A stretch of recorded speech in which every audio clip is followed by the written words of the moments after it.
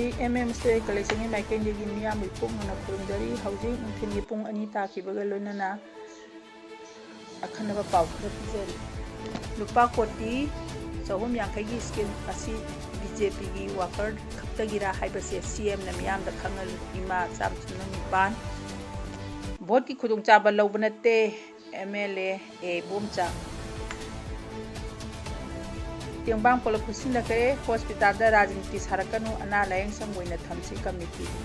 ꯍꯧꯖꯤꯛ ꯁꯟꯗꯣꯛꯅ ꯄꯥꯎ ꯄꯥꯖꯔꯤ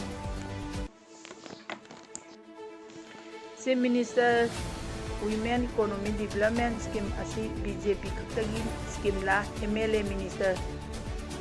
ꯁꯨꯅꯗ꯭ꯔꯕꯗꯤ ꯐꯪꯂꯣꯏꯗꯔꯥ ꯃꯤꯌꯥꯝ ꯈꯪꯅ ꯁꯤꯡꯗꯣꯛꯄꯤꯌꯨ ꯍꯥꯏꯅ RPFI ꯏꯃꯥ ꯆꯥꯝꯆꯨꯝꯅ ꯅꯤꯄꯥꯟꯅ ꯐꯪꯈ꯭ꯔꯦ ꯀꯩꯁꯥꯝꯄꯥꯠꯇ ꯂꯩꯕ RPI ꯑꯊꯋꯥꯂꯦ ꯁ꯭ꯇꯦꯠ ꯑꯣꯐꯤꯁꯇ ꯏꯃꯥ ꯆꯥꯝꯅꯤꯄꯥꯟꯅ ꯁꯤꯟꯗꯨꯅ ꯉꯁꯤ ꯄꯥꯡꯊꯣꯛꯈꯤꯕ ꯄꯥꯎꯒꯤ ꯃꯤꯐꯝ ꯑꯃꯗ ꯏꯃꯥ ꯆꯥꯝꯅꯤꯄꯥꯟꯒꯤ ꯀꯟꯚꯦꯅꯔ ꯖꯤꯃꯤ ꯊꯣꯛꯆꯣꯝꯅ ꯍꯥꯏ ꯃꯅꯤꯄꯨꯔꯒꯤ ꯆꯤꯐ ꯃꯤꯅꯤꯁꯇꯔ ꯌꯨꯝꯅꯥꯝ ꯈꯦꯝꯆꯥꯅ ꯃꯅꯤꯄꯨꯔꯒꯤ ꯁꯣꯠꯊꯔꯕ ꯅꯨꯄꯤꯁꯤꯡꯒꯤꯗꯃꯛꯇꯅꯤ ꯍꯥꯏꯅ chief minister women's economy development scheme ꯍꯥꯏꯕ ꯑꯃ ꯍꯧꯗꯣꯛꯇꯨꯅ ꯁ꯭ꯀꯤꯝ ꯑꯁꯤꯒꯤ ꯃꯈꯥꯗ ꯂꯨꯄꯥ ꯀꯣꯇꯤ 350 ꯀꯥꯏꯊꯣꯛꯂꯦ ꯃꯁꯤ ꯁꯣꯠꯊꯔꯕꯤ ꯅꯨꯄꯤꯁꯤꯡꯗ ꯁꯦꯜꯐ ꯍꯦꯜꯞ ꯒ꯭ꯔꯨꯞ ꯁꯦꯝꯗꯨꯅ ꯅꯨꯄꯤ ꯑꯃꯃꯝꯗ ꯂꯨꯄꯥ 10,000 ꯅꯤꯉꯣꯜ ꯆꯥꯛꯀꯧꯕꯒꯤ ꯃꯃꯥꯡꯗ ꯄꯤꯒꯅꯤ ꯍꯥꯏꯕ ꯋꯥꯐꯝ ꯂꯥꯛꯄꯗ ꯅꯨꯄꯤ ꯑꯃ ꯑꯣꯏꯅ ꯍꯔꯥꯎꯕ ꯐꯥꯎꯏ ꯑꯗꯨꯕꯨ ꯁ꯭ꯀꯤꯝ ꯑꯁꯤꯒꯤ ꯃꯔꯨꯝꯗ ꯃꯔꯨꯑꯣꯏꯅ BJPꯒꯤ ꯋꯥꯀꯔ MLA ꯃꯤꯅꯤꯁꯇꯔꯁꯤꯡꯒꯤ ꯅꯨꯄꯤꯁꯤꯡꯗ ꯂꯨꯄꯥ 10,000 ꯑꯁꯤ ꯄꯤꯒꯦ ꯌꯨꯝꯗ ꯐꯤꯔꯥꯟ ꯆꯤꯡꯈꯠꯂꯨ ꯐꯣꯇꯣ ꯊꯦꯠꯂꯨ ꯍꯥꯏꯕꯅꯆꯤꯡꯕ ꯋꯥꯐꯝ ꯀꯌꯥ ꯁꯟꯗꯣꯔꯛꯄꯁꯨ ꯊꯦꯡꯅꯔꯤ ꯃꯍꯥꯛꯅ ꯍꯥꯏꯈꯤ ꯍꯦꯟꯅ ꯂꯥꯏꯕꯛ ꯊꯤꯔꯤꯕ ꯋꯥꯐꯝꯗꯤ ꯉꯁꯤ ꯉꯔꯥꯡ ꯑꯁꯤꯗ ꯀꯩꯁꯥꯝꯊꯣꯡ ACꯒꯤ MLAꯅ ꯁ꯭ꯀꯤꯝ ꯑꯁꯤꯒꯤ ꯃꯇꯥꯡꯗ ꯊꯝꯈꯤꯕ ꯋꯥꯐꯝ ꯑꯃ ꯁꯣꯁꯤꯌꯦꯜ ꯃꯤꯗꯤꯌꯥꯗ ꯚꯥꯏꯔꯦꯜ ꯑꯣꯏꯔꯛꯂꯤꯕ ꯑꯁꯤꯅꯤ ꯚꯤꯗꯤꯑꯣ ꯑꯗꯨꯗ ꯃꯍꯥꯛꯅ ꯍꯥꯏꯈꯤꯕ ꯁ꯭ꯀꯤꯝ ꯑꯁꯤꯒꯤ ꯃꯈꯥꯗ ꯂꯨꯄꯥ 10,000 ꯄꯤꯒꯗꯧꯔꯤꯕ ꯑꯁꯤ ꯂꯧꯍꯧꯅꯅꯕ ꯃꯉꯣꯟꯗ ꯆꯪꯂꯛꯎ ꯑꯗꯨꯒ ꯁꯣꯏ ꯇꯧꯔꯒ ꯊꯥꯖꯤꯟꯕꯤꯌꯨ ꯃꯗꯨ ꯅꯠꯇ꯭ꯔꯕꯗꯤ ꯐꯪꯂꯣꯏ ꯍꯥꯏꯕ ꯋꯥꯐꯝꯁꯤꯡ ꯐꯣꯡꯗꯣꯔꯛꯂꯤ MLA ꯑꯣꯏꯔꯤꯕ ꯃꯁꯥꯗ ꯆꯪꯂꯛꯇꯕꯗꯤ ꯁꯦꯟ ꯐꯪꯂꯣই ꯍꯥꯏꯔꯤꯕ ꯑꯁꯤꯅꯗꯤ ꯅꯨꯄꯤꯁꯤꯡꯗ ꯀꯤꯍꯟꯕ ꯑꯃꯁꯨ ꯐꯥꯎꯍꯜꯂꯤ ꯑꯁꯨꯝꯅ MLA ꯑꯃꯅ ꯊꯝꯈꯤꯕ ꯋꯥꯐꯝ ꯑꯁꯤꯅ ꯃꯤꯌꯥꯝꯗ ꯍꯦꯟꯅ ꯆꯃꯝꯅꯕ ꯑꯃ ꯄꯣꯛꯍꯜꯂꯦ ꯃꯇꯥꯡ ꯑꯁꯤꯗ ꯆꯤꯐ ꯃꯤꯅꯤꯁꯇꯔ ꯃꯁꯥꯅ ꯂꯥꯎꯊꯣꯛꯈꯤꯕ ꯁ꯭ꯀꯤꯝ ꯑꯃꯗ MLA ꯑꯃꯅ ꯑꯁꯤꯒꯨꯝꯕ ꯇꯧꯔꯣꯏꯗꯕ ꯍꯥꯏꯕꯗꯤ ꯍꯥꯏꯔꯣꯏꯗꯕ ꯋꯥꯐꯝꯁꯤꯡ ꯐꯣꯡꯗꯣꯛꯄ ꯑꯁꯤ ꯆꯤꯐ ꯃꯤꯅꯤꯁꯇꯔꯅ ꯑꯌꯥꯕ ꯄꯤꯔꯕ꯭ꯔꯥ ꯁ꯭ꯀꯤꯝ ꯑꯁꯤ BJP ꯅꯠꯇ꯭ꯔꯒ MLAꯁꯤꯡꯒꯤ ꯃꯥꯏꯀꯩꯗꯒꯤ ꯂꯥꯛꯇ꯭ꯔꯕꯗꯤ ꯐꯪꯂꯔꯣꯏ ꯍꯥꯏꯔꯤꯕꯁꯤ ꯑꯆꯨꯝꯕ ꯋꯥꯐꯝꯂꯥ ꯍꯥꯏꯕ ꯑꯗꯨ ꯆꯤꯐ ꯃꯤꯅꯤꯁꯇꯔꯅ ꯃꯤꯌꯥꯝ ꯈꯪꯅ ꯁꯦꯡꯗꯣꯛꯄꯤꯌꯨ ꯃꯤꯌꯥꯝꯒꯤ ꯌꯥꯏꯐꯅꯕ ꯄꯥꯏꯈꯠꯂꯤꯕ ꯁ꯭ꯀꯤꯝ ꯑꯁꯤ ꯃꯤꯌꯥꯝꯒꯤ ꯁꯦꯟꯅ ꯁꯦꯝꯂꯛꯄ ꯑꯣꯏꯕꯅ ꯃꯤꯌꯥꯝꯒꯤꯅꯤ ꯈꯜꯂꯒ RPIꯁꯨ ꯃꯤꯌꯥꯝꯗ ꯁ꯭ꯀꯤꯝ ꯑꯁꯤꯒꯤ ꯀꯥꯟꯅꯕ ꯄꯤꯅꯕ ꯍꯣꯠꯅꯔꯤ ꯃꯁꯤꯗ MLA ꯅꯠꯇ꯭ꯔꯒ BJPꯒꯤ ꯃꯥꯏꯀꯩꯗꯒꯤ ꯂꯥꯛꯇ꯭ꯔꯕꯗꯤ ꯐꯪꯉꯣꯏ ꯍꯥꯏꯔꯤꯕ ꯑꯁꯤ ꯑꯆꯨꯝꯕ ꯑꯣꯏꯕ ꯇꯥꯔꯒꯗꯤ ꯃꯤꯌꯥꯝꯒꯤ ꯑꯣꯏꯕ ꯈ꯭ꯋꯥꯏꯗꯒꯤ ꯂꯥꯏꯕꯛ ꯊꯤꯕꯅꯤ ꯃꯔꯝ ꯑꯗꯨꯅ ꯍꯥꯏꯔꯤꯕ ꯋꯥꯐꯝ ꯑꯁꯤ ꯆꯤꯐ ꯃꯤꯅꯤꯁꯇꯔꯅ ꯑꯊꯨꯕꯗ ꯃꯤꯌꯥꯝꯗ ꯂꯩꯔꯤꯕ ꯆꯃꯝꯅꯕ ꯑꯁꯤ ꯀꯣꯛꯍꯜꯂꯨ ꯍꯥꯏꯅ ꯃꯍꯥꯛꯅ ꯐꯣꯡꯗꯣꯛꯈꯤ ꯇꯨꯡꯗ ꯋꯥꯐꯝꯁꯤꯡ ꯑꯁꯤ ꯌꯥꯎꯕ ꯆꯦꯔꯣꯜ ꯑꯃꯕꯨ ꯃꯟꯇ꯭ꯔꯤ ꯄꯨꯈ꯭ꯔꯤꯗ ꯂꯩꯕ ꯃꯤꯅꯤꯁꯇꯔ ꯁꯦꯀ꯭ꯔꯦꯇꯔꯤꯌꯦꯠꯇ ꯆꯠꯇꯨꯅ ꯆꯤꯐ ꯃꯤꯅꯤꯁꯇꯔꯒꯤ PROꯗ ꯄꯤꯁꯤꯟꯈꯤ ꯍꯥꯏꯔꯤ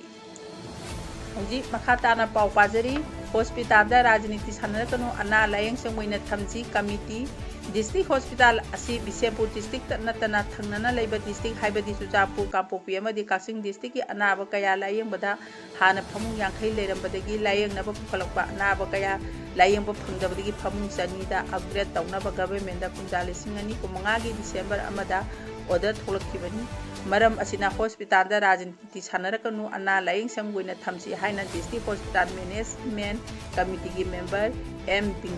ꯕꯤꯜꯀꯤꯅ ꯐꯣꯡꯗꯣꯛꯈ꯭ꯔꯦ ngasi district hospital gi conference hall da pangthokpa pawgi mifam amada bilkina hai local MLA CSO bal maira paibi electrician loinana DC amadi district hospital management committee na kathokpa amaga loinana wana honarakpagi mahina phamung chani da upgrade tawrakpani adubu ngakli badi hana chief secretary oiramba ningthaukhongdagi hoinanabagi sona manipur governor asi mahaki IAS besni DO ibadagi district hospital asi phamung chanida upgrade tawrakpani masigi credit hanagi minister KI Puninkanta KI Jiban Bisempurgi KI Snatomba S Jiban amadi mahaki honajamani haribasi aranbani Leibaki asoba thogai ama puramlaba misak amana social media da lana pau sandokuna miyamda asumbabu aramba lambida chalhanaba honari base laibak thibani dio letter na hospital update tawba yaba nate guideline gi matung inai laifam thokpa infrastructure mel power loinana lam chana leiraba mafamda ongadabni haibse khamfam thokpa mina khangdrabdi kanana khangni haibse khanthaba phai bilkina makhata na hai thasi gi anida home amadi gas home amadi gas minister Govindas Konthau Jamna Lusing Laba Health Director Planning Veterinary Loinena Phamung Sani Ongkhatpada Sangadaba Tangai Phadaba Sing Mai Leinaba Department gi mi kaya lakuna yingsinbaga loinana awatpa sing mensinaba honeringei chedaksida onaba kisona lana pau sandoliba asigi mahutta mako district asigi mini punna hona minaraga hena phagana ba hona bada saru yabiyo hainasu bilkina makhata na phungdokhi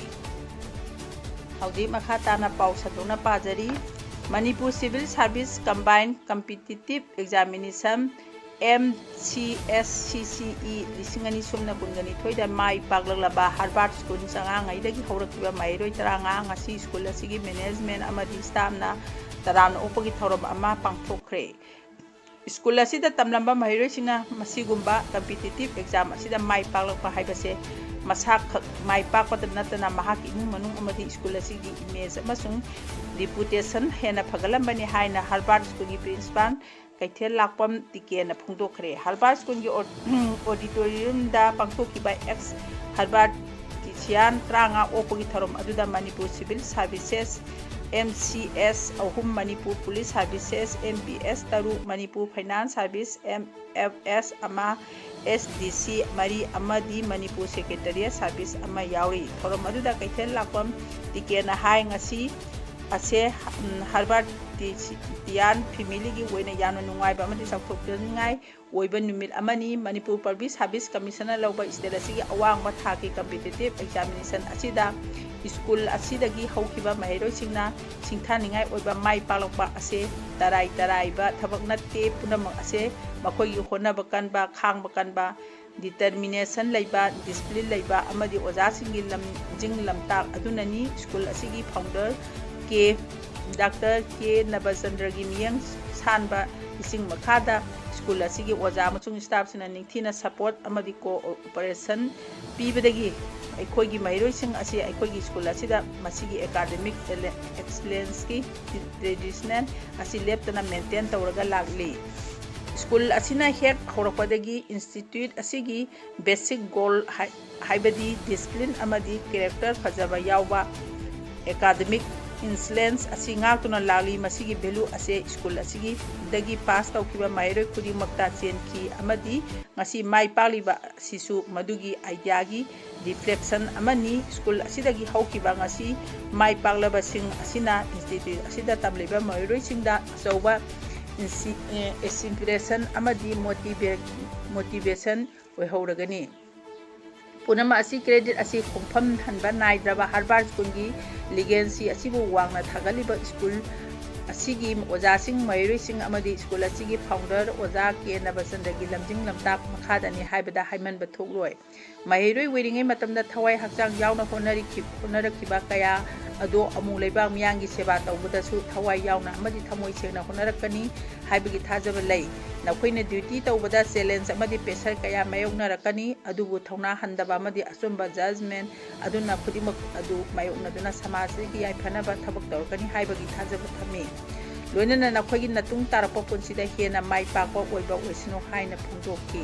ngasigi thorom aduda Harvard School gi founder Dr. K. Nabasanda School asigi academic coordinator K. I. Hemanta School asigi oja sing staff sing amadi mairoi sing saruk yakhi hauji pajariba pausi matang sida loisinjare miyampo mukahna kurumjari